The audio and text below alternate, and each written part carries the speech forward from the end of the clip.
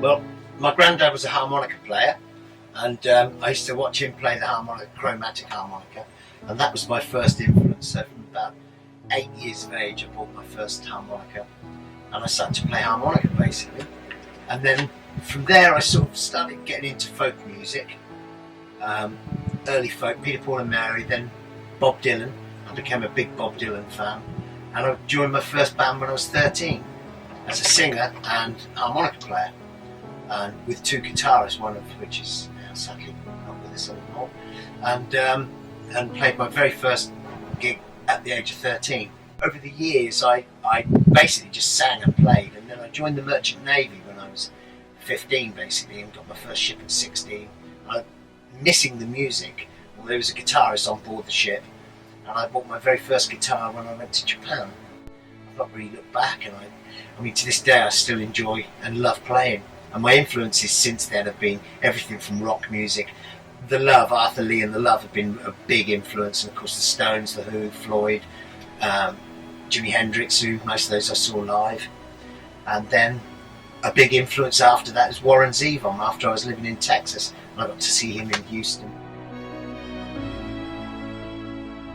It's definitely had an influence on my music, and for the people that you meet on board ship.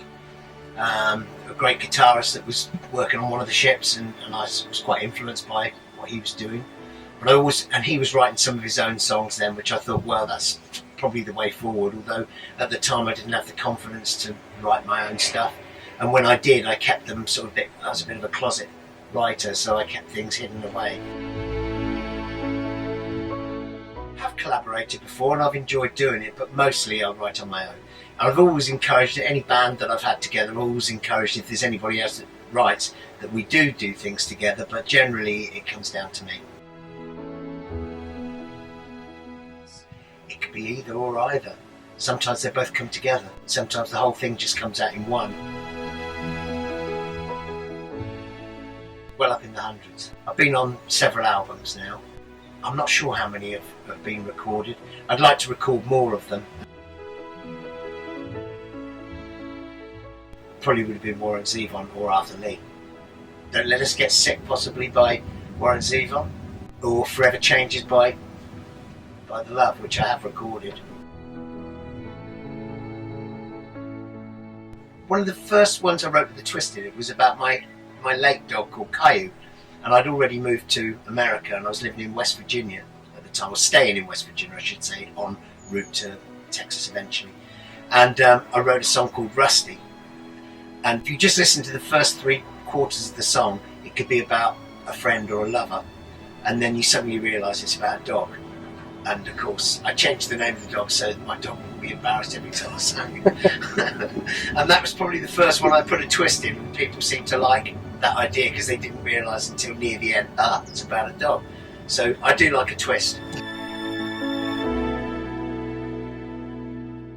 Can you hear my thoughts like a radio tuned into you? I'll make you aware with a smile that comes out of the blue. And you could be anywhere, 'cause I have been everywhere thinking of you.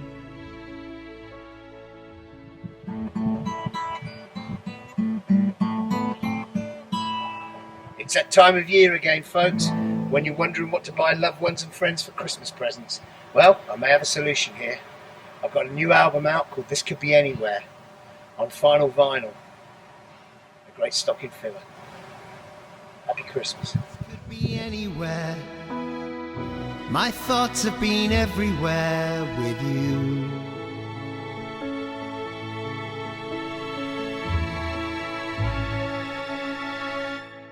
With you.